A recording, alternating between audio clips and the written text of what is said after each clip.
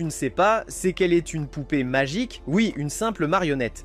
Inutile et destinée à te faire perdre le match. Anos la regarda froidement et répondit « Même si elle était une poupée, en quoi cela te concerne-t-il? Disparais de ma vue avant que je ne fasse de toi un exemple. » Furieuse, Sacha activa son œil démoniaque en criant « Je vais te montrer qui je suis vraiment !» Mais Anos activa aussi son propre œil démoniaque et écrasa son pouvoir en un instant. « Connais ta place, fille !» Il se retourna et s'éloigna. Les élèves restèrent sans voix. Sacha, la star de la classe, venait d'être humiliée par un garçon ordinaire qui n'était même pas de sang noble.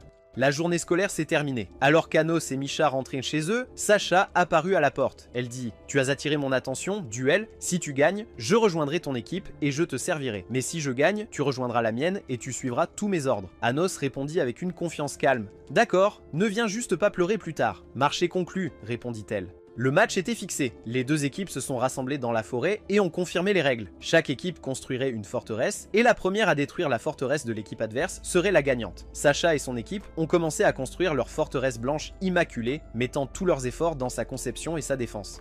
Pendant ce temps, Misha a construit la forteresse principale et placé 3 leurres pour tromper l'ennemi sur laquelle était la vraie. Sacha, quant à elle, fortifia sa forteresse avec des barrières magiques, espérant empêcher Anos d'entrer directement. Mais alors que son équipe discutait des stratégies, Anos apparut au milieu du champ, avançant avec une confiance inébranlable, comme si les barrières étaient insignifiantes. « Est-ce que cet idiot pense vraiment qu'il peut traverser la barrière ?» murmura l'un d'eux, mais ils ne savaient pas à qui ils avaient affaire, Anos, roi démon de la tyrannie. Sans hésitation, il saisit la barrière magique, la brisa de sa main, souleva toute la forteresse sans effort avec un bras, la fit tourner dans les airs et la lança au loin, la détruisant complètement.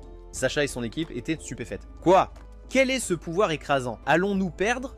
Sacha a crié « Il ne reste qu'une option, le légendaire canon magique. Rien ne peut y résister. Mais nous n'avons jamais réussi à l'activer auparavant, avertit quelqu'un. Cette fois, nous y arriverons, fais-moi confiance, insista-t-elle. Ils rassemblèrent toute leur énergie magique dans l'arme, Sacha concentra la sienne dans son œil et lança une dévastatrice explosion magique, une qui pliait le tissu même de la nature et visait directement Anos. Il sourit. Impressionnant. Maintenant, et c'est ça, d'un simple mouvement de doigt, il a tout anéanti. L'explosion, les barrières, les forteresses restantes, rien n'est resté. Il s'est approché de Sacha et a demandé « Tu en veux encore ?» Elle a haleté, épuisée. « Non, j'ai perdu. » Misha a couru vers sa sœur, inquiète, mais Sacha l'a repoussée.